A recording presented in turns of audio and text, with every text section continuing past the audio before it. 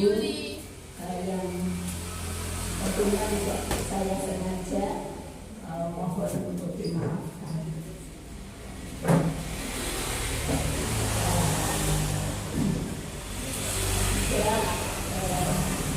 Pada kesempatan kali ini sebelum bulan ini bulan Ramadan kita kehilangan anggota Pro-Anis Bapak Sutarto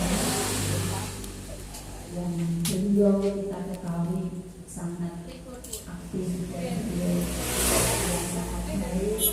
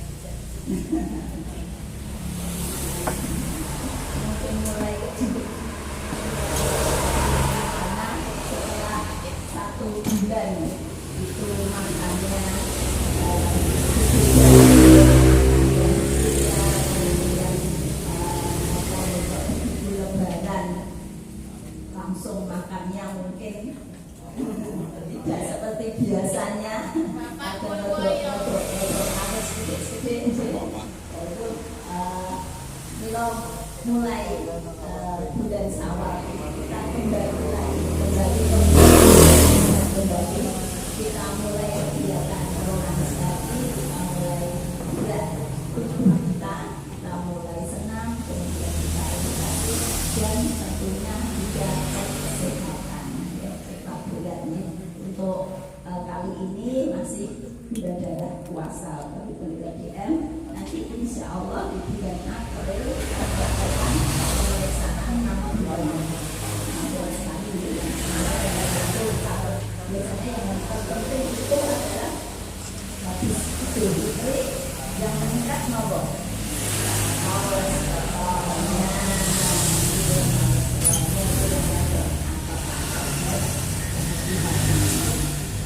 untuk mulai membakar lemak yang tertimbun selama lebaran. Di bulan ini kita mulai dengan gerakan sehat Pro-Anis atau disingkat dengan BSW 335. Sampun nate itu nanti kita bahas bersama-sama.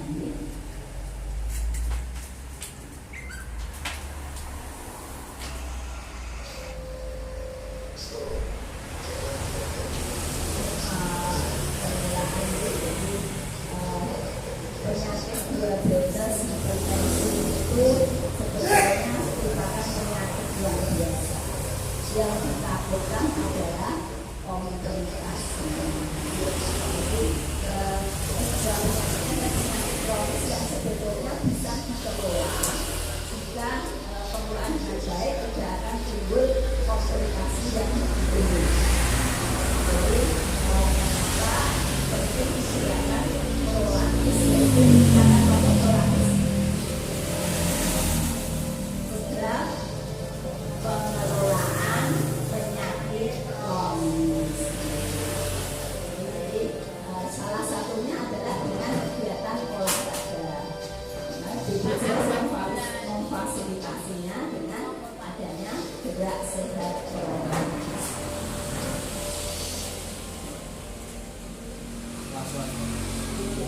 Gerak sehat peserta Pro-Anis itu.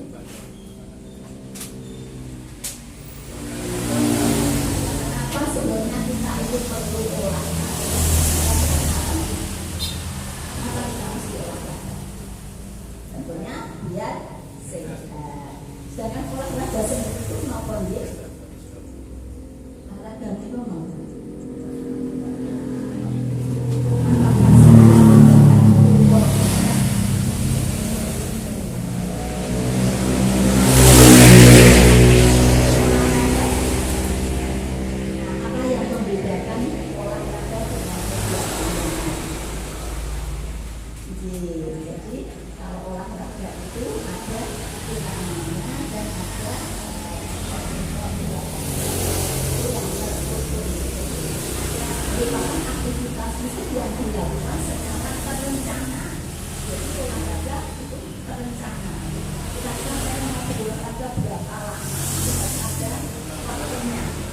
nggak boleh mulai karena saya mau beri olahraga selama setengah jam. Gerakannya apa saja itu harus teratur dan terukur. Jadi kemudian terstruktur untuk meningkatkan kebugaran jasmani. Jadi kalau ada orang bilang, oh bagaimana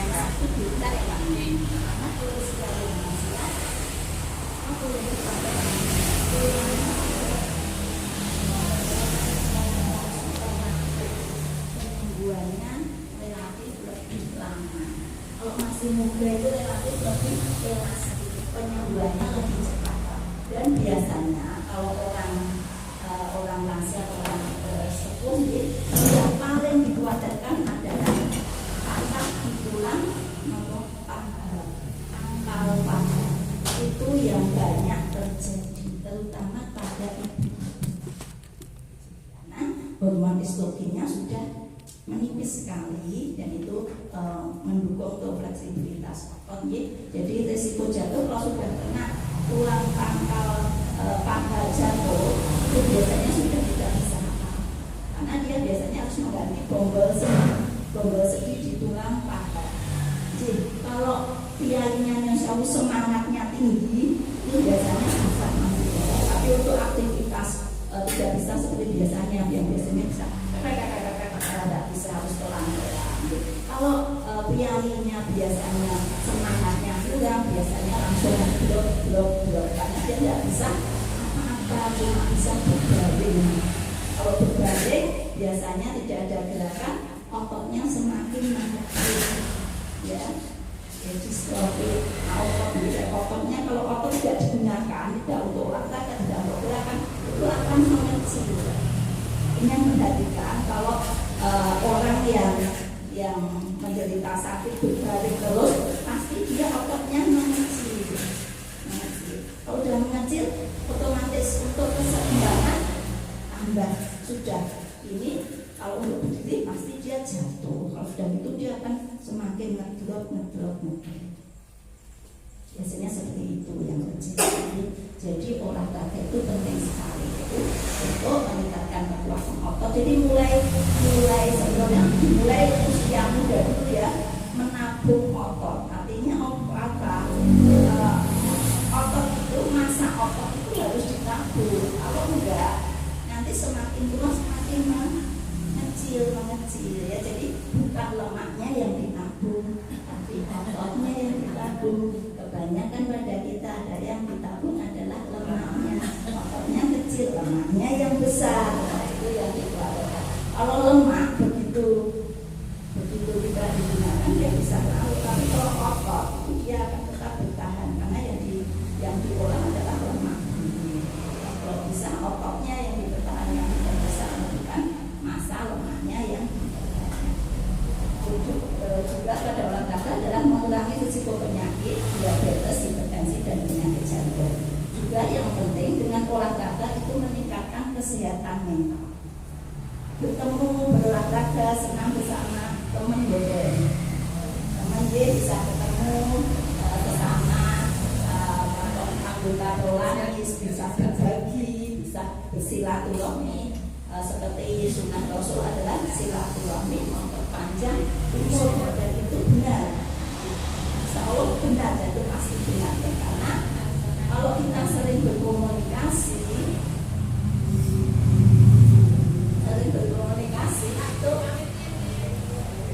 itu kita akan lebih semangat hidupnya daripada kita mengurung diri di rumah. Sudah pensiun, putra-putranya lebih semua di rumah sendiri, tidak mau berkegiatan, hanya tinggal di rumah, pasti lebih cepat pikun dibanding orang yang aktif di luar. Dibuktikan kemauan. Biasanya kalau sudah tidak berkegiatan cepat pikun karena otaknya tidak diasah. Terus yang paling bahaya kalau sudah habis itu jatuh di rumah tidak ada siapa-siapa, itu yang paling bahaya. Jadi meningkatkan kesehatan mental dan baik itu mengurangi stres, meningkatkan mood, dan meningkatkan kualitas tidur. Kalau olahraga dengan semangat itu biasanya sarene anget. Gangguan tidur itu merupakan suatu gangguan yang sangat-sangat mengganggu. Terus sering pasien datang hanya karena tidak bisa tidur.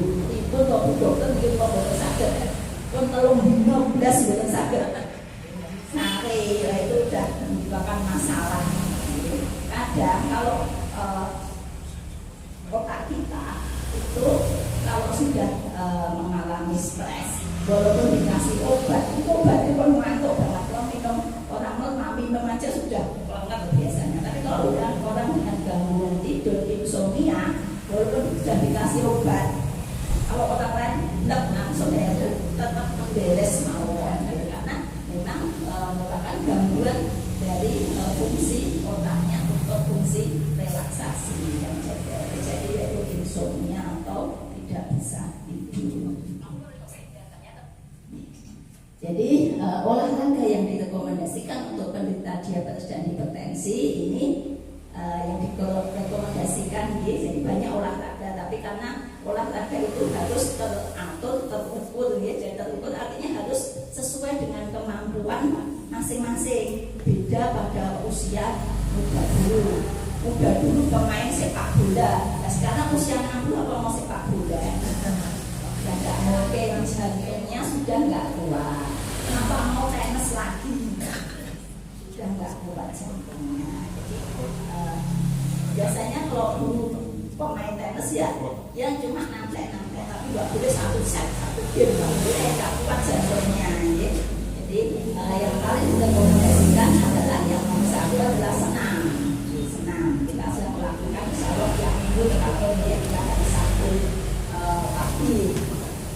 Dimana kita melakukan jalan kaki atau jogging. Kalau lari boleh nggak? Lari boleh nggak? Lari kecil boleh, ya, tapi kalau lari yang penting yang sudah tidak boleh lagi karena nopo tulang-tulangnya sampun boten kiat, ya, jantungnya sudah tidak kuat lagi. Ya. Nah ini jalan kaki, ini program dari pemerintah yang difasilitasi BPJS adalah dengan pola GSP 335. Apa itu GSP 335? Nanti kita bahas ya. Yang bersepeda, ingkang hobi bersepeda masih boleh, tapi boten pareng terus 20 kilo sudah tidak bisa ya. Bersepeda setengah jam saja, tidak boleh sampai pinten kilo Pak biasanya pun Pak? Pak jalannya biasanya berapa kilo? 15 kilo ini. Jadi paling maksimal 1 jam Pak, tidak boleh lebih dari itu. Jadi jantungnya kasihan detaknya nanti, karena banyak kejadian para pesepeda itu tiba-tiba jatuh di jalan karena jantungnya nggak kuat ngomong. Jadi kalau kita capek ya istilahnya jangan dipaksa. Bukan waktunya untuk berkompetisi. Ya. Biasanya dulu ya balapan, sudah bukan waktunya lagi. Ya. Kemudian berenang, ini paling bagus sebetulnya. Ya, berenang. Ya. Kalau tidak perlu itu sakit tenang bukan tukang.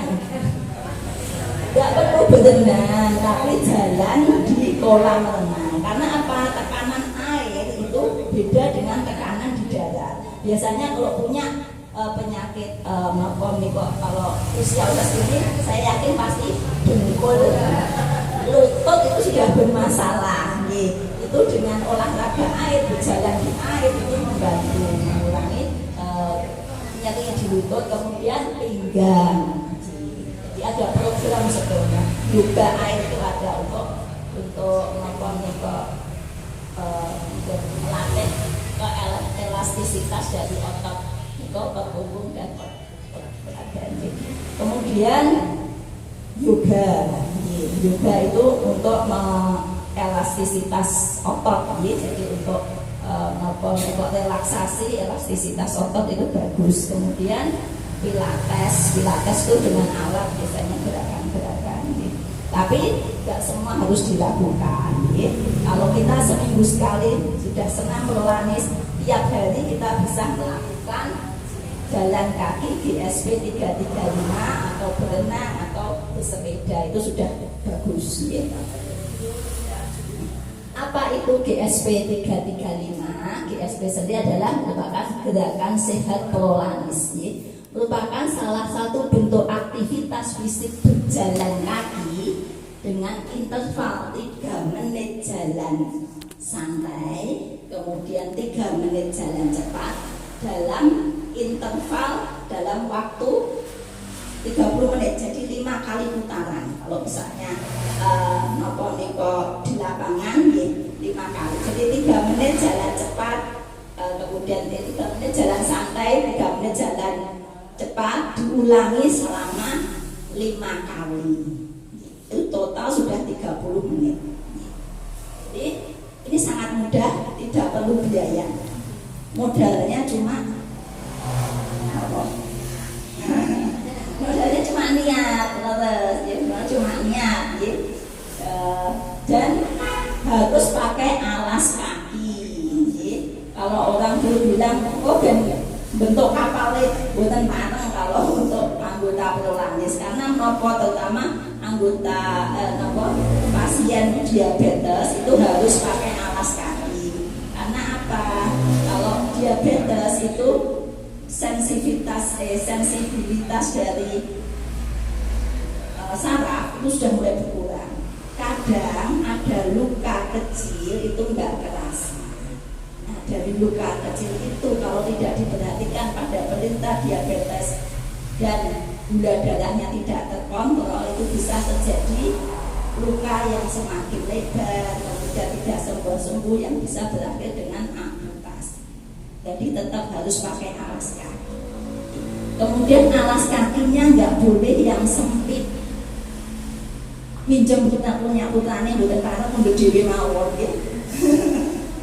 Jadi nggak boleh sempit. Kenapa? Karena sempit nanti terjadi pergesekan dengan kaki, terjadi luka. Jadi khusus kadang Bapak Ibu kagungan sepatu olahraga piyambak yang ukurannya pas dengan tubuhnya. Kemudian ini bertujuan untuk meningkatkan kualitas hidup peserta dengan penyakit kronis, khususnya diabetes mellitus, hipertensi, dan yang penting adalah menghindari komplikasi dan keparahan. Ini sebetulnya GSP 335 itu yang menentukan orang Jepang. Kita sepele ya, gerakan cuma jalan, tapi ini mengadaptasi dari penelitian seorang Jepang. Orang Jepang itu kan pintar-pintar tidak apa-apa. Jadi jalan saja itu dari penelitian itu seorang peneliti fisiologi pada tahun 2000 dari Universitas Tsusho Jepang. Dia meneliti bahwa jalan kaki itu tidak hanya jalan saja, tapi melibatkan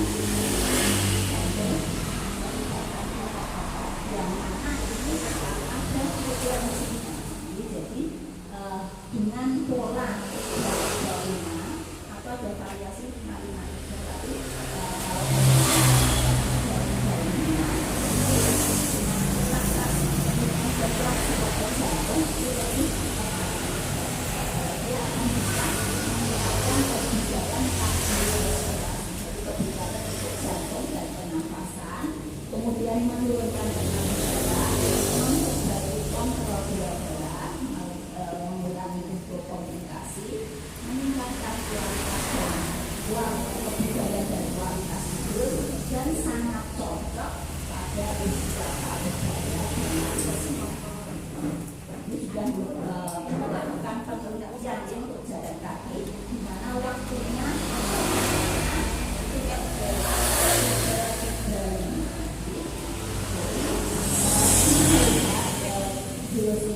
melihat bahwa jalan kaki yang biasa kurang intens untuk meningkatkan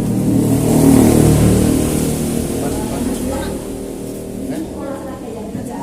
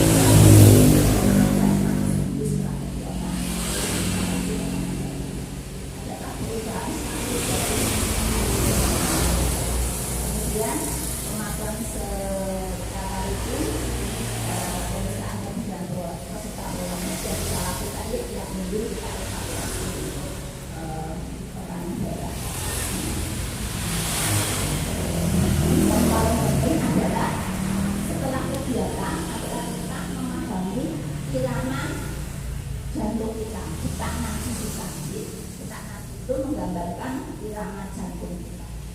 Jadi apakah detak jantung kita itu normal atau tidak? Terus setelah kegiatan tersebut jadi kita evaluasi. Jadi olahraga tadi itu olahraga normal itu harus dalam waktu 150 menit per minggu.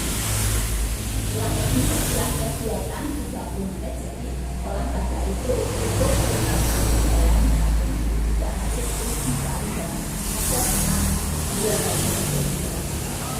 kalau kegiatan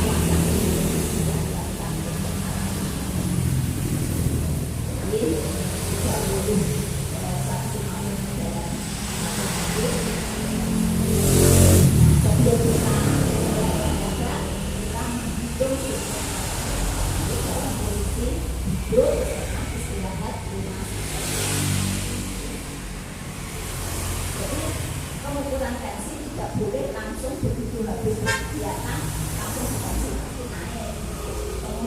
Pengukuran tekanan darah harus dilakukan dalam kemudian kita hitung denyut nadi. Denyut nadi yang normal adalah 60 sampai 100 kali per menit. Dan untuk menurut denyut nadi terus berjalan ya ditekan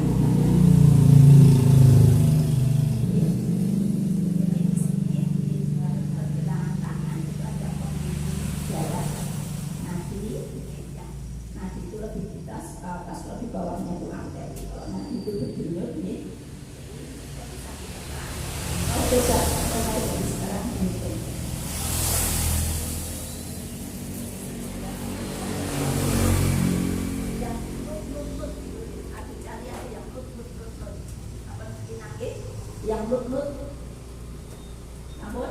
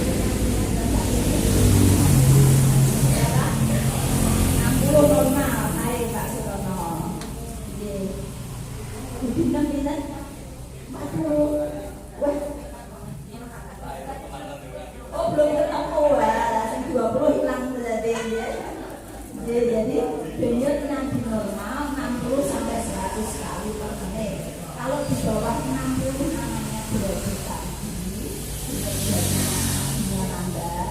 Kalau di atas 100 denyut jantungnya cepat. Denyut nadi bradikardie itu bisa normal, bisa di bawah 60 pada atas. Semakin kita terlatih itu denyut nadinya semakin rendah. Jadi pada atlet-atlet biasanya denyut nadinya sekitar 40 sampai 50 kali per menit. Tapi kalau kita olahragawan denyut nadinya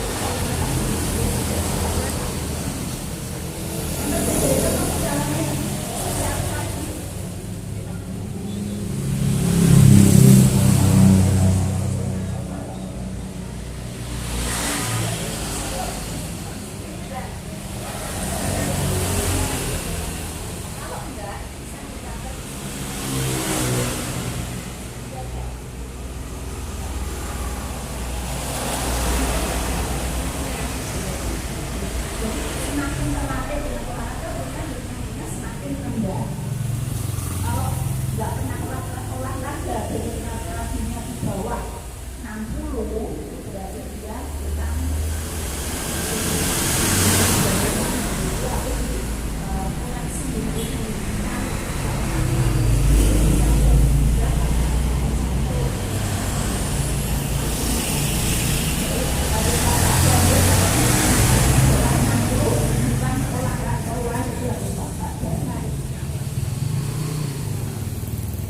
saat berolahraga akan meningkat. Optimalnya adalah meningkatnya 50 sampai 85% dari jenis dan masing-masing. Nah, kita harus mengetahui jenis maksimal kita yang diperbolehkan untuk tubuh kita itu bagaimana. Yaitu dengan rumus 220 dikurangi usia saat ini. Misalkan usianya